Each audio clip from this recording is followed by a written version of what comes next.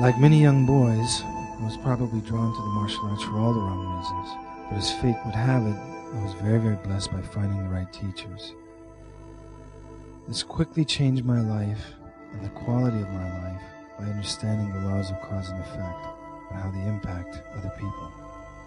Martial arts then became a path to cultivate compassion and understanding and help me realize how we can all help one another. Then and only then, Aikido became a perfect vehicle to develop the physical self and the spiritual man simultaneously. I got to the point in my life where anyone I would meet, I would always look at them and understand that this person is my mother, my father, my brother, my sister, all my family.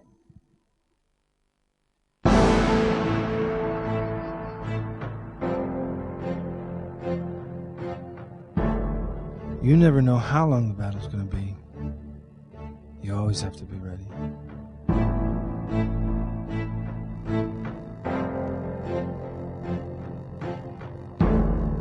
My name is Ben Dang, and I've been studying with Stivena Sigala sensei, or Taka sensei, for around 14 years now.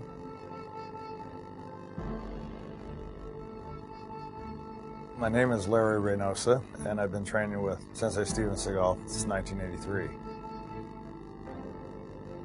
名前は大久文康です。合気道はもう13年目になりますね。I discovered Seagal sensei in the late 70s in Japan. I went to Japan to find an Aikido teacher, and then I went and saw his dojo in Osaka, and I was thoroughly impressed. But I was a little concerned about the idea of coming 13,000 miles to study with an American.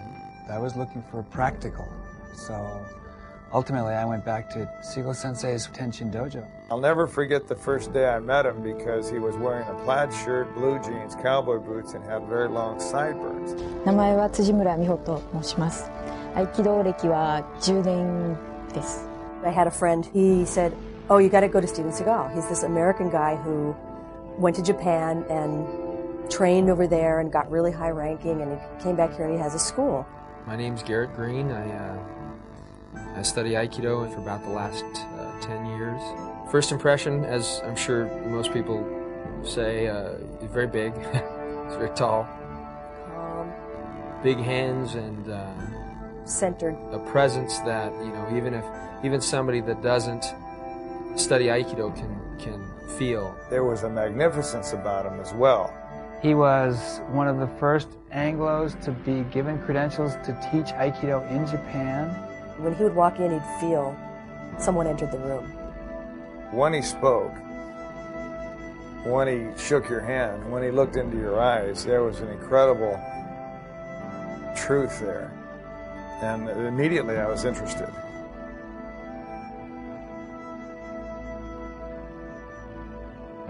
第一印象は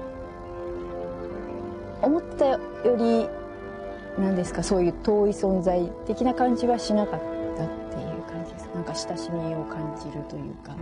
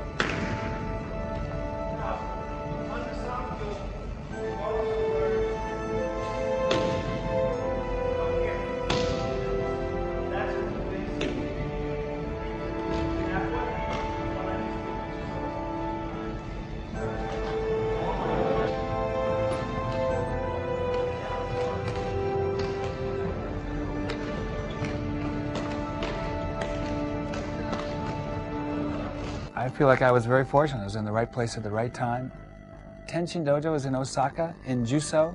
Juso is outside, it's on the outskirts of Osaka. The dojo population was probably 3/4 Japanese, 1/4 European and Australian. 非常にリアルな本当の戦いというものを映像の中でも完全にいつも意識しているというリアルファイトに徹しているというのは、まあ単に見せ物だけじゃないというのは一つの彼の特徴だと思いますね。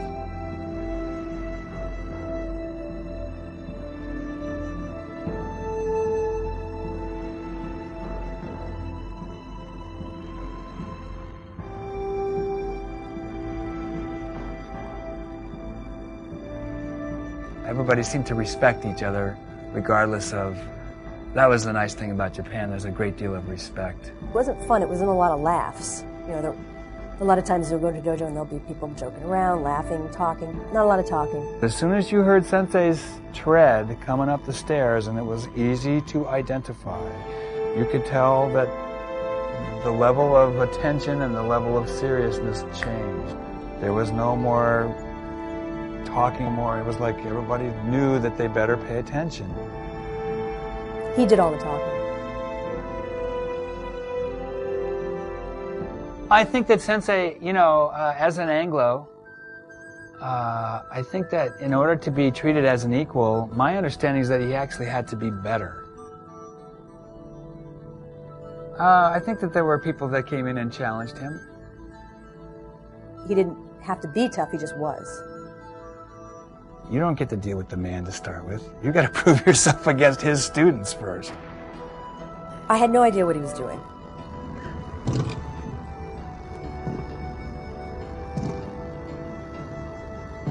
He's very fast. Like lightning. You'd sit there and you'd watch him do a technique, and he did it so fast that I had no idea what he just did.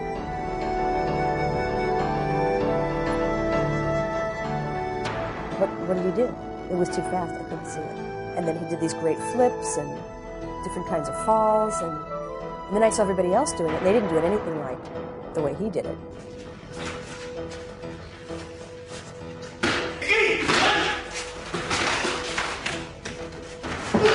Every move, every gesture, how he taught class, how he performed the techniques was powerful.「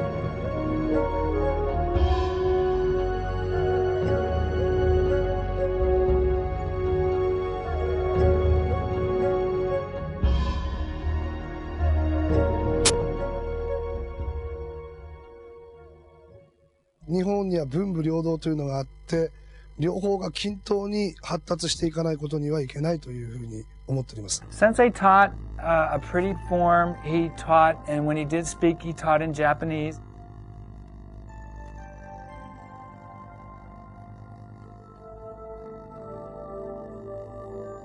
It was pretty technical.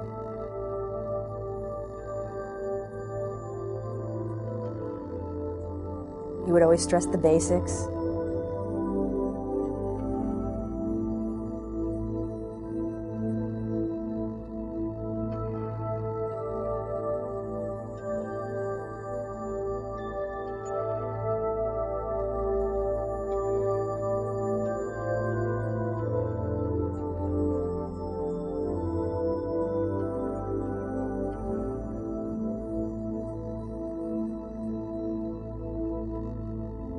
It was pretty detailed and it was pretty technical.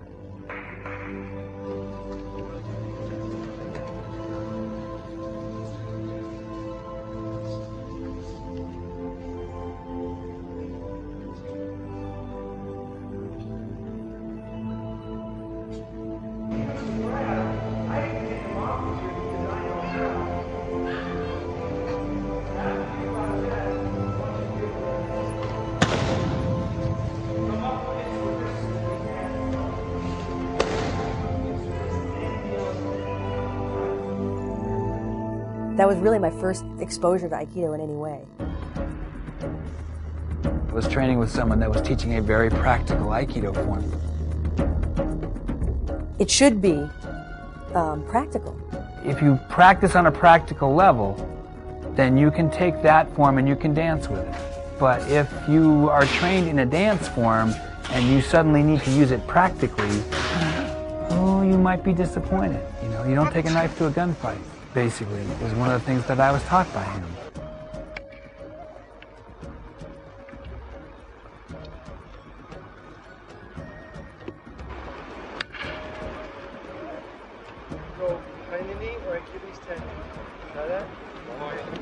The major difference is that I saw where so many other people struggled to explain, to articulate Aikido.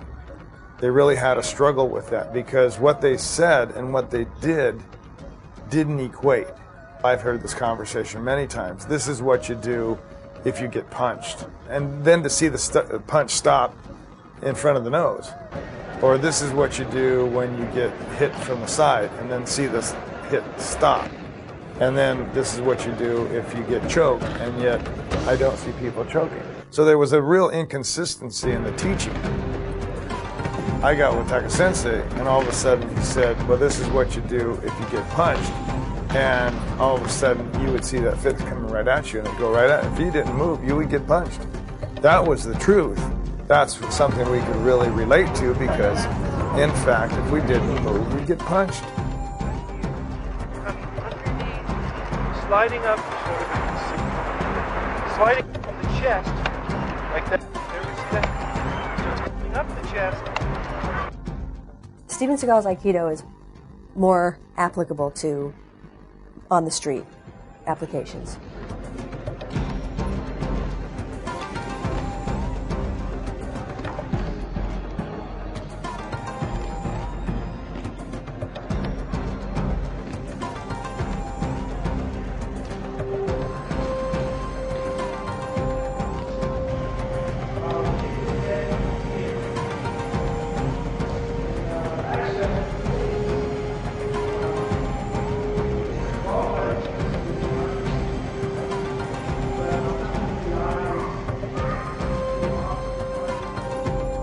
A lot of us join and learn his style of Aikido because we want to have confidence.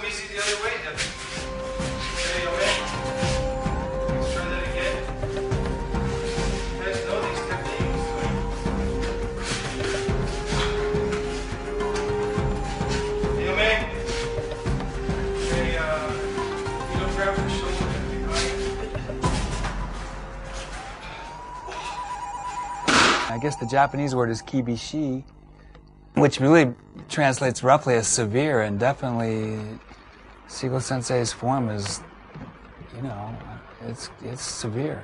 Not severe in terms of people getting injured, but it is a form that works. Does this work?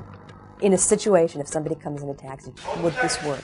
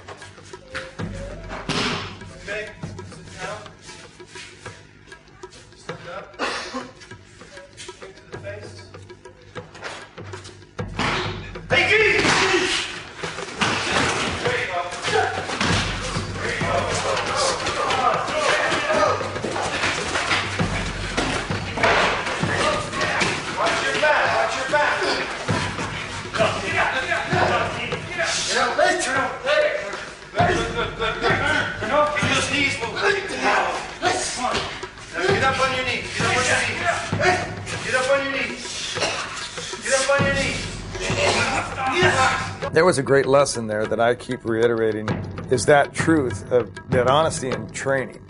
Because without the honesty in training, there is nothing. That's what's great about Thought Sensei's Aikido.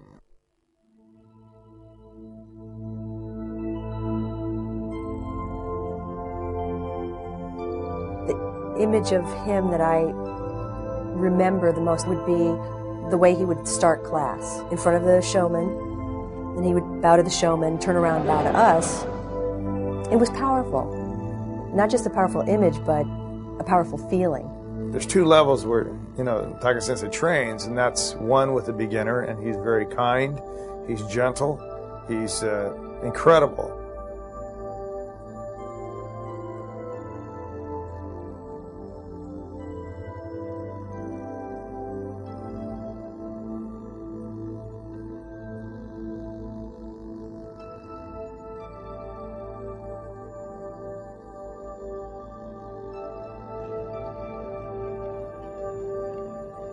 He has the ability to deal with you at a level that you can understand.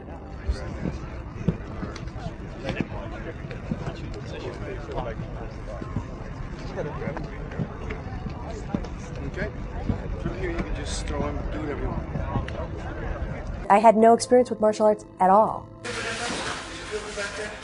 Right here, all right. Feel it? Okay. So, I can teach.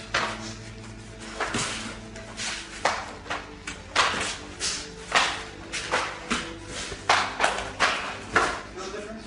It's kind of hard to grab them because I'm taking you from back there. From right here, I have. Feel it? That's what you gotta do. Can't get him here. It's too late. He would often talk about te sabaki, ashi sabaki, hand position, foot position. The reason why some of them are missing twice, staying in front of the man and trying to grab it, and never try to get grabbed is have to have a body position. Body position, whether it's shooting, wrestling, whatever it is, you have to have a body position. He punches and brings his hand back.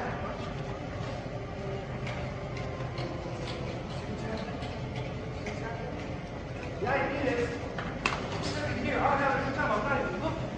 Okay? You understand? The reason why I have it every time is because his hand is attached to the shoulder. And I get the shoulder every time. He punches. Every time I get the shoulder, right? That's all I want. That's all I need. He'd do the technique with you. He'd explain things about what you were doing wrong. He'll let you know about your openings. He'll let you know about your holds. Some classes, he didn't talk at all. He would just come in, do techniques, haidozo, we'd get up and do them. Pay close attention to his hand movements.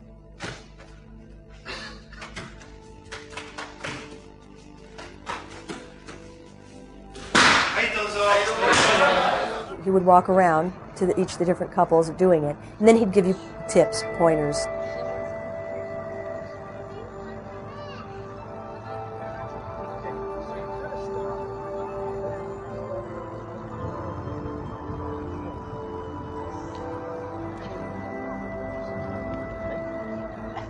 No, safest place is where? Behind. Just. Or to the side.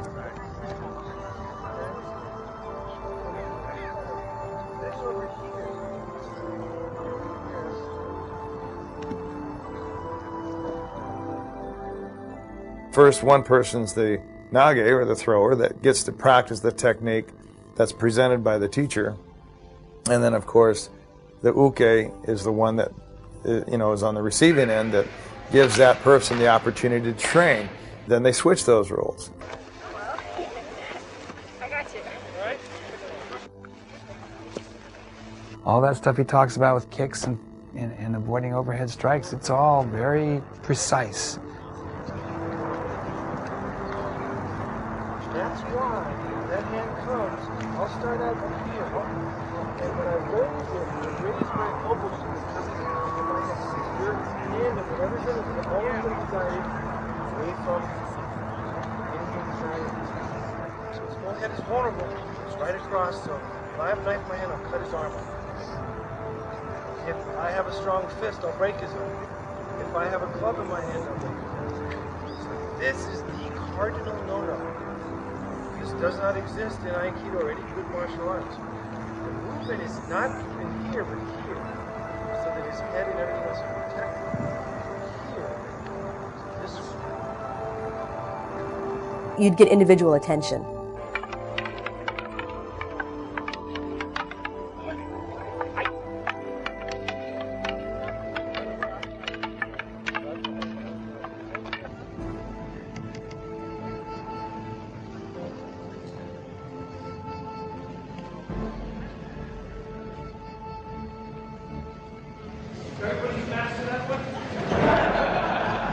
That he was quite capable of doing is taking you just a notch beyond what you're capable of. Get your feet out of there! Get your feet out of there! Get your feet!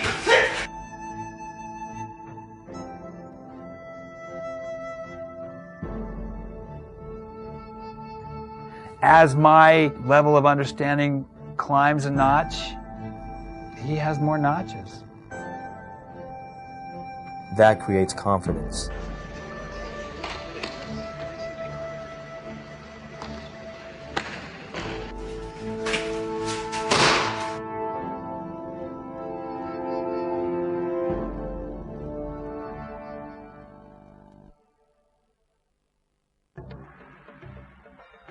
He always wanted you to do a lot of ukemi, and that's how you'd learn.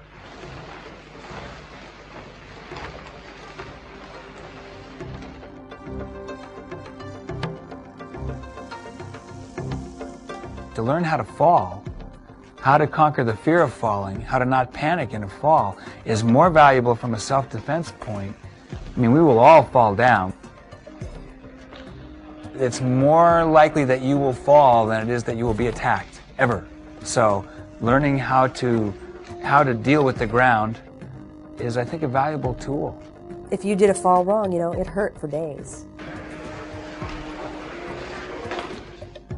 Ukemi is to provide the honest attack that might occur as a possibility on the street.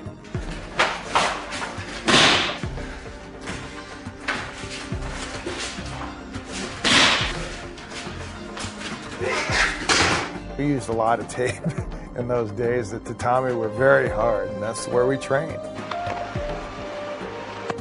You learn a lot from taking the falls. Your ability to fall precedes your ability to throw. That means that you have to be on top of your ukemi. That means you got to be there, which is really what it's all about anyway.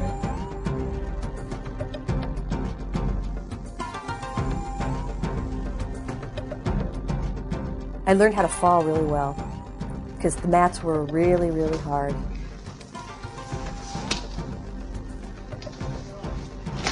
You know, when sensei calls you up to take ukemi, the hair on the back of your neck starts to raise a little bit. You're like, okay, you get inside this guy's reach, you better be paying attention. I have more than once been caught thinking that he was going one direction when he was going another. It can be downright painful.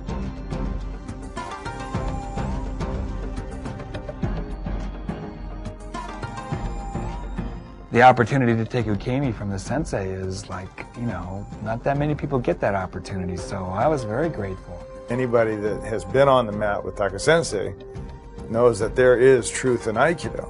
It's undeniably powerful, effective, and when you stand in the truth, sometimes that's brutal.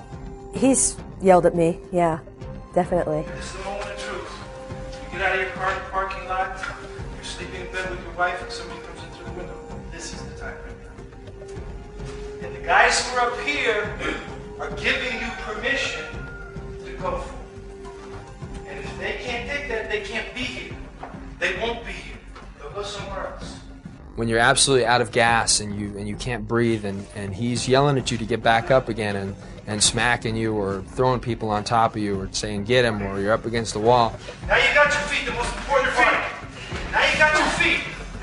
Turn over, and get on your knees and lift yourself up. Turn over. I'd rather suffer his anger than his indifference. There you go. Get up. Move. Fuck your pants. Hey, I'm in there. I see you trying to pull your pants up again at a time like this. I'm going to hit you myself. That's where you feel the most love. It's weird because you feel bad when he yells at you, but it definitely came out of love. You know, I never felt he hates me. He's mad at me. He's not. There's nothing in it that you feel threatened by him. Okay, I don't know what happened to you, Sean. I don't know. Maybe I should draw a spot on you. See this spot, everybody? Everybody like this spot? Stay the away from me. What is this? Put them into the wall, not you. Get up there. I was more mad at myself for not being able to do what he wanted me to do. If you try not to like that, you're going to be in a lot of trouble. This guy's 5'1", and you're going right into it. I don't know why you're doing it. Try again. You just want to do it.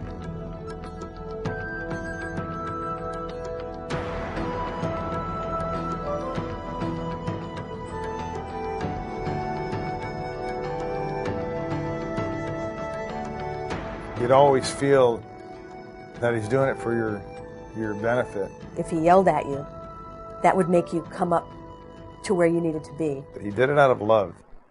The best advice he ever gave me was to not be female. Don't think of yourself as less or weaker or not able to do the things that the guys are doing. Don't make that the reason that you can't do it. 一緒に練習する相手が男性の方なので、練習してる時にどうしても力で来られて悔しい思いをする時がたまにあるんですけれども、でも技をやっぱり自分なりにきちっと技をかけていけば男性が相手でも十分技になりますし、かえって男性にとってこんな私細いですし力なさそうなのにその女の子にこう技をかけられることに対してなんかかえって何かを感じるんじゃないかなと思います。I got yelled at. I got, slammed to the ground. I got injured, which all the guys did too. There was no difference. When I was out there, I could be a guy, I could be a girl. It did not matter. Debbie was a very, very good Aikidoist and very strong-willed. The way Taga-sensei teaches it is it doesn't matter, your size or your strength doesn't matter. If you adhere to the basics and the principles that we practice, women can be incredibly powerful. He used to always say, you actually have an advantage, being female. Women can do better Aikido than men because they don't have the strength. They have to do the technique better than we do in order to make it work. I think it's the best art for women to take because it doesn't require strength.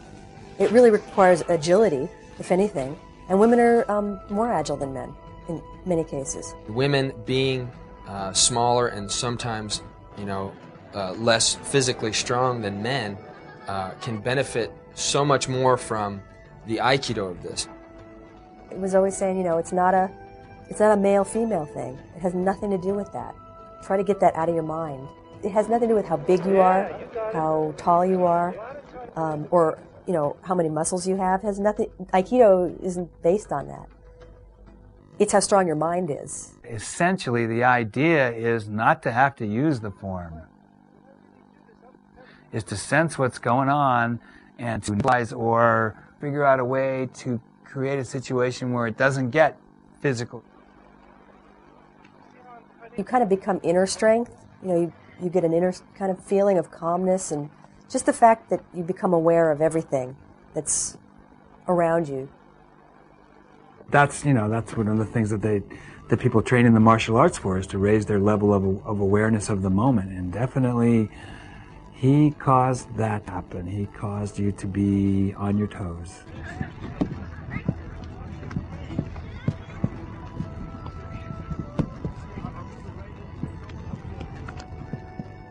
One time, he was showing me something and I looked at him and he was getting frustrated with my inability to do it. And I looked at him and I said, I'm trying. And he looked at me and he said, trying? He said, stop trying. Just do it. Trying is cerebral. Trying is crap. Students that have come up under him understand. You don't judge. You just do. You just worry about doing your job. Through the physical aspect of hard training, your mind gets set in a certain way. At that point of physical exhaustion, something happens to you mentally, something happens to you spiritually. And I want to say growth happens, I want to say understanding, but it's more than that. It almost builds you from the inside, it makes you stronger. It makes you look at yourself from the inside. It makes you see yourself, your weaknesses, your point of pain threshold. At what point do you break mentally? At what point do you say, that's it, I had enough? And it pushes you beyond that point. I felt that kind of training would get you to the point where later on, and you're old, you can't do that stuff, but you're a rock inside. If there's one person that I could say has an amazing will, it's Stivena Sigala Sensei. I got a flyer. There was an open house given by Stivena Sigala. I couldn't make it, but I sent a couple of my students down to check it out. I think some of the people that were watching the demonstrations were a little bit astounded because, you know, he would do his, what I call thunder and lightning show at that point. A couple of my students came back very, not only just excited, but nervous. And they virtually told me that he had taken some guy and just smashed him all over the mat, and that damn near killed him. And as soon as he said that, it was very interesting because my interest peaked. Somebody doing real Aikido? It was shortly after that, of course, that I invited him to my West Side Dojo in Ventura, and he taught the very first seminar there, public seminar in America. But most all these seminars that we've had in the past, that the one main and common thread that's from all their conversation is that I can't believe how approachable he is. He's so easy to talk with on the mat. He's very, very, very gentle, very, very soft-spoken. He can be the most gentle, he can be extremely gentle. And he can also be extremely dangerous. The people that are the most capable of deadly waza are also the most capable of being gentle. How do you have the loving, harmonious, flowing, caring, gentle side of Aikido, and how does that relate to what we do in the dojo when we beat the hell out of each other and it's very rigorous and seemingly cruel? You find out that you can be a nice guy and yet be a lethal weapon. The spiritual side kind of came out of that. Life and death is that exact, that exact same, that contrast of, but you can't have one without the other, and to embrace one, you need to embrace both. To accept one, you need to have both. If you train enough, you get both sides of the coin. You train to the point of exhaustion, physical exhaustion, where your body can't go anymore. Your muscle refuse to listen to the brain. It was just about jumping in there and training as hard as you could, and he would take us till we just literally couldn't get up anymore. It was just a matter of tape up and get on the mat. It's beyond stamina. You need to be on your toes. You need to be the best that you can be at all times. You have to be balanced. You have to be on it. It's a constant process, and that's another thing, is you just realize the more you learn, the less you know. And each time you get a little bit closer, you realize how far you still got to go. The more talent you have, the more demanding it's going to be. There's a certain kind of trust and standard in anybody that's come up under him. He knows and expects excellence. He is not interested in compromise. He expects the best from you. He expects perfection from you. He expects perfection from himself, thus he expects perfection from his student.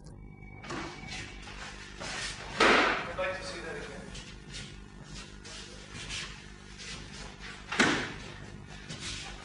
I'd like to see that one more time, one final time.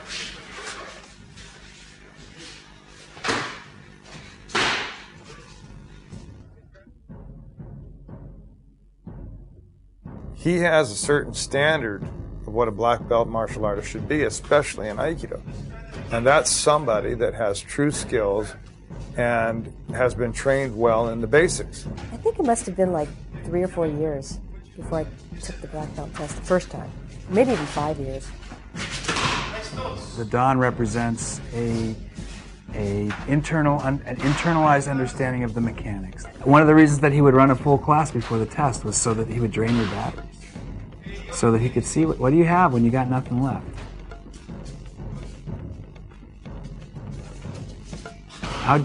How deep can you dig? And basically, he shut the blinds, locked the doors, and it was pretty interesting. It was very intense. And he always said it's so simple. You know, it's so simple, but it's so hard.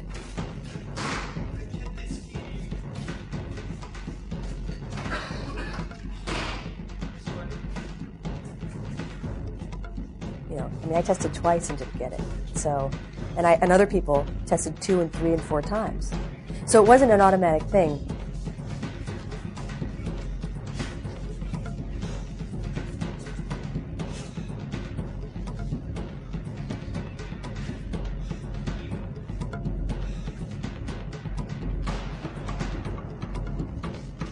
We say, if you can make it 15 seconds, 15 seconds.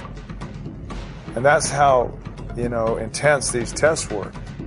I have seen few people pass the test their first time. And in fact, I would go so far as to say that not passing the test your first time is part of the test. So you experience this little bit of a peace, the calm before the storm. Very peaceful up until the time where he says go.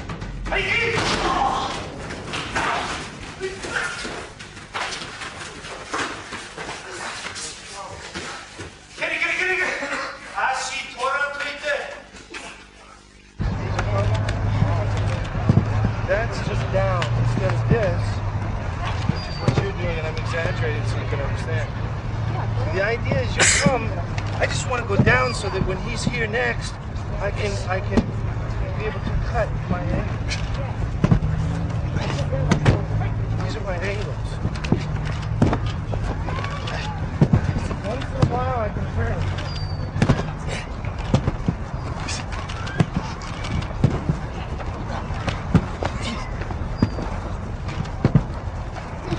See, I'll turn if I want to move.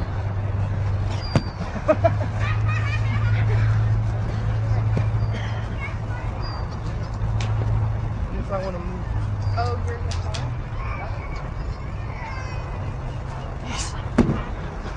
See, from here, if I don't have time to move and you're over there, this is the worst place you could be. If I don't have time to move, I have you both here. I'll either move that way, so I can take with each other. We're not technical, I'm showing you guys it's just right here. This is the worst place you could be. I can just flick, come up in here. Where did you come? Come up in here. Go say nugget. Or did you come? The Dan test represents the opportunity to show that you have internalized the practice. And the randori is the main thing of the black belt test. This was a lesson in fear and overcoming your fears. The randori is where the test, that's where the test lies. Basically, in Taika Sensei's way of thinking, that this is the standard of Shodan, of the black belt. Randori is a multiple person attack. You sit on one side of the dojo, 3 guys are facing you, and when he says Hajime, begin, they just run at you full speed and just try to take you down. In my mind, it's sort of the essence of the form. That is to say, the idea of the form is to be able to deal with more than one attacker at a time. I mean, if you're dealing one-on-one, and certainly we train, that's how we train, but the idea is to finish your form ready for another attack. That is to say, finish in a balanced position. The reason for that is, I mean, O-sensei was a product of sword culture, and sword culture was very seldom one-on-one.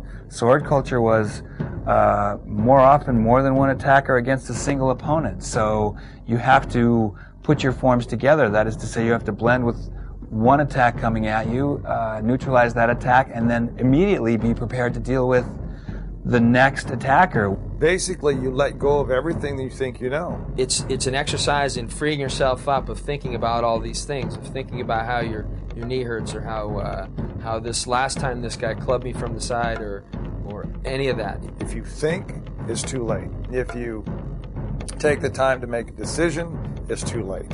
If you hang on to that and you stand in, you think you know, or in other words, your own arrogance or egotism, if you want to call it, if you stand in that, you'll get smashed. And that's the value of the randori, because basically when they says go, these are three guys that are one breath away from being in reality on the street.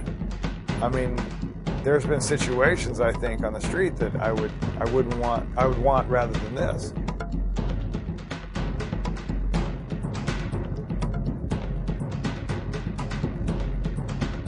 You can't be thinking fear, not fear, anything. Because any thought that goes through your head, it's immediately visible in your body, physically. It's a matter of relieving yourself of having to worry about anything, and being able to deal with whatever situation they can throw at you, whatever three minds and the dynamics of three people coming at you at full speed can do. Randori is your first opportunity to get a clue about the infinite number of ways to attack you, to grab you, to punch you, to kick you. And when I say that, I mean that they were free to do that. They could punch, grab, kick, spit, bite, whatever they wanted to do. Of course, on the other hand, you were allowed to do that too. He didn't even care so much in the randori if you even did a technique. He didn't care what it was you had to do. Whatever it was, as far as he was concerned, that was it. You just have to do, and you have to do it very quickly. The main thing is being there in the moment and dealing with nothing but what's there. When you got more than one person coming at you, and they are all coming at you with the same intent and simultaneously, you don't want to get captured, and you certainly don't want to be taken to the ground. In that instant, he wants you to think, this is life and death. These guys are going to kill you. If they get you, you're dead. Once they hit you, I mean, you realize this is for real. And it gives you an opportunity to understand what letting go is all about. The world doesn't change for anybody. I don't care if you're a woman, I don't care if you're a baby. The world doesn't change. The evil doesn't change out there. All those things that we have to face don't change. Okay? The only way we can teach anybody is by being real. All right? If he can stand up, that's good. If he falls, we'll make him stand up again and again and again. All right? So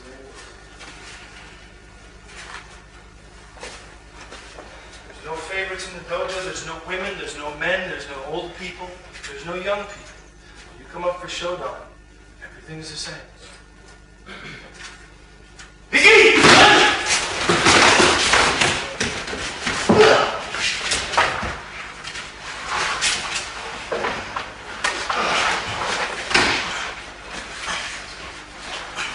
It was the most serious thing I ever experienced. And I mean, even thinking about it, I get just a knot in my stomach. Somebody that's 120 pounds is going to have a tougher time dealing with these three Mack trucks that are coming after. You know, it doesn't matter. It's what's inside, what you have, your character, and that's what's going to come out in the test. And you're sitting there and you're trying to like prepare, and you're trying to relax your body, and you're trying to just clear your mind so that everything is, whatever it is that comes to you, can deal with it.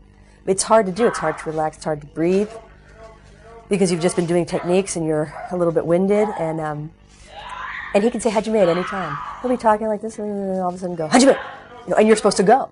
So you can't even really be listening to what he's saying. I'm always looking at them as one. See?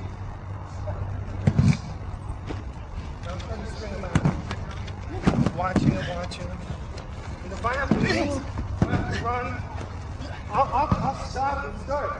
I'll come in here, make him think he's got me. Come this way.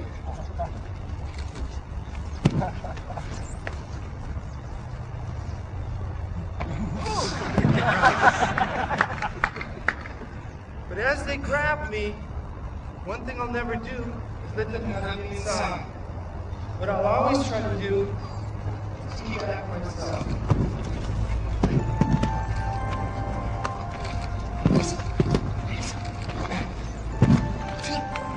Going to the ground is not the option. That's not what he's looking for. You take the test and it's over in a second.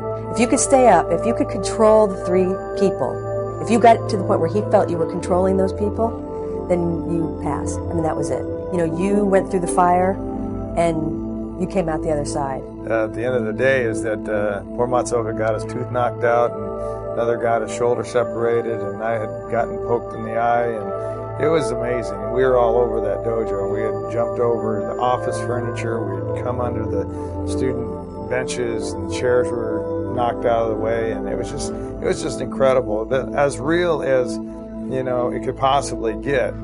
It's hard. It's the hardest thing I ever did. Randori, the three-man attack, teaches you that with your will, you can make anything happen. It teaches you that no matter how bad a situation can get, it teaches you to face those situations with the right mental attitude, the right state of mind. When you have that mind, that in your mind that at any moment your life could end, but that you don't care.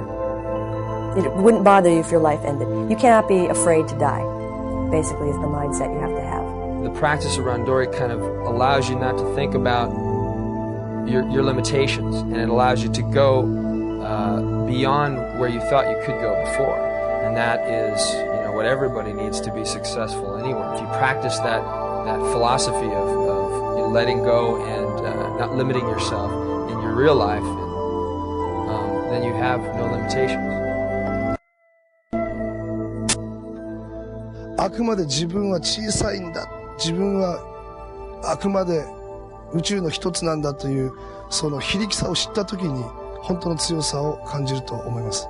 My life has been influenced a great deal by Thougt Sensei's Aikido teachings. The not accepting your own limits.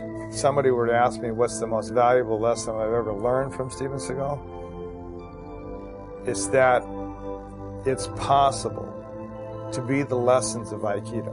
武先生にお会いしてから、そうですね、なんか人間の内に秘める強さっていうのですか、そういうのを学びました。I was raised by him, so I feel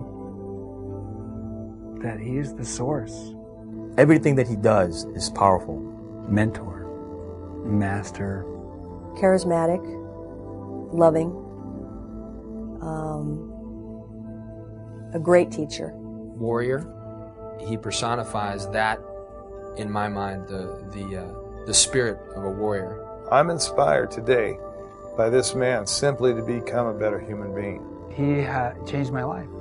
My introduction to him and my training by him has changed my life.